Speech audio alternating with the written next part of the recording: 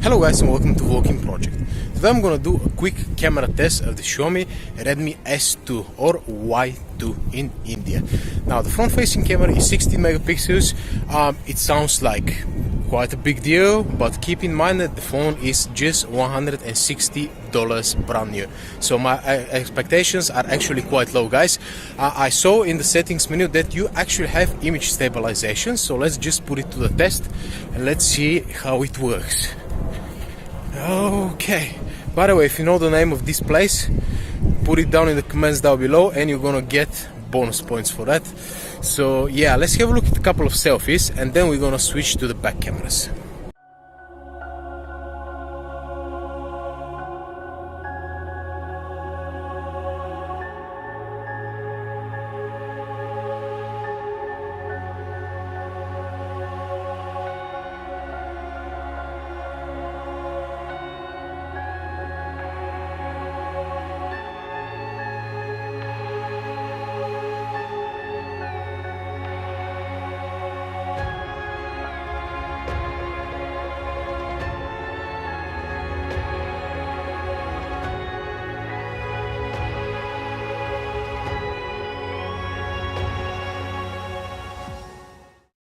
Okay guys, so that's a quick video from the back cameras. One of them is 12 megapixel, the other one is 5 megapixel, and it's used only for blurring effect for the bokeh or portrait mode, wherever you prefer. Now the maximum video resolution is stayed 1080p, the same as the front facing camera.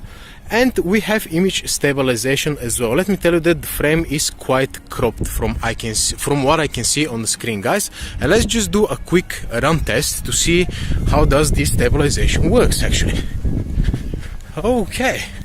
Yeah, so basically there's no point for me for testing the 720p videos because I seriously doubt anybody's gonna film with that settings. And now let's just quickly see how the autofocus works actually. Let's see what do we have. Kind of works, yeah. From what I can see on the screen, it works well, yeah. It's okay, I actually didn't expect that. Let me tell you that the colors look a little bit muted, but once I upload it to the computer and go through all the photos and videos, I'm gonna tell you what I think about this camera in the end of the video, guys. So yeah, stay tuned for that, and now let's have a look at some photos.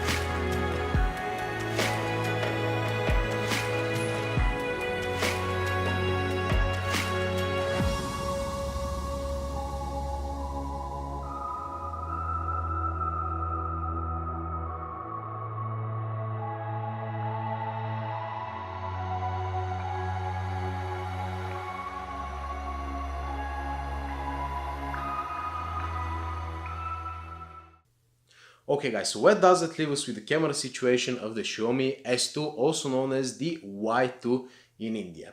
150 bucks, 16 megapixel front camera, dual cameras at the back. Your expectations shouldn't be very high, although 16 megapixel sounds quite good on paper. In reality, if you watch the video so far, you probably notice that the front camera is actually quite good. The HDR works very good as well. It eliminates the overexposure of what most front-facing cameras are doing. And unfortunately, the bokeh mode is absolutely hilarious. The edge detection is pretty bad. On the negative side as well, the video doesn't have a stabilization, it's limited to 1080p, and the overall quality is just not good, guys. So to sum it up, the additional extras in the video are not good, but HDR is very good, as well as the daytime performance of the camera is definitely on a flagship level, guys. And as a bonus, you get a little flash over here from the front-facing selfies. The photo that I showed in my bathroom was in complete darkness, guys. So the flash definitely gets the job done. Now moving on to the rear cameras. First of all, let's talk about the video. It's 1080p. It has stabilization, which is, digital one, but at least electronic stabilization, electronic image stabilization, yes, which is very rare when we talk about budget phones. I'm happy that it has it, but unfortunately it doesn't really do a very good job. But on the positive side, I would rather have, a crappy stabilization than not having a stabilization at all, because if the video is not good anyway in 1080p, having no stabilization is not gonna help at all. So I appreciate the stabilization, but it's just the quality is not there. Now, on the other hand, the HDR is kind of broken. It does absolutely the opposite. Instead of, boosting the shadows a little bit and giving a little bit more detail, it does the opposite. It darkens the shadows, guys, and just overall, just keep it off. And one major problem with the HDR, guys, as soon as you hit the shutter button, you can hear the click, but you have to hold steady for at least 2 more seconds to be able to capture a proper image. Otherwise, you get pictures like this one. And overall, I wouldn't really recommend using HDR without a tripod, and even with a tripod the results are bad. So HDR, just keep it off at all times. But on the other hand, daylight photos are absolutely, well, I was about to say amazing, but let's yeah, let's don't say that. They're pretty good, especially for a budget phone. The photos are pretty good, guys. Now low light is not very good. Everything is a little bit over processed. The blur is definitely there. It tries to kind of, smudge a little bit the grain, and it's not good, guys. Let's face it, it's not good. But again, daylight, I'm very happy with this camera, and the front camera, I'm very happy as well. So overall, for 150 bucks, although some features are not perfect and don't work very well, well, they're there.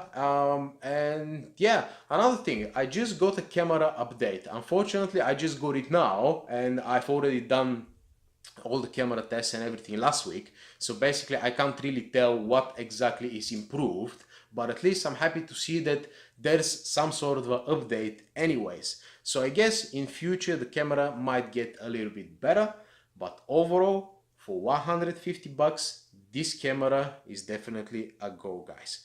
By the way, if you haven't watched my unboxing video, now is the time to do that, and my review is going to be posted in a few days time as well. So yeah, thank you very much for watching Vlogging Project, always honest reviews. See you later, guys. Adios.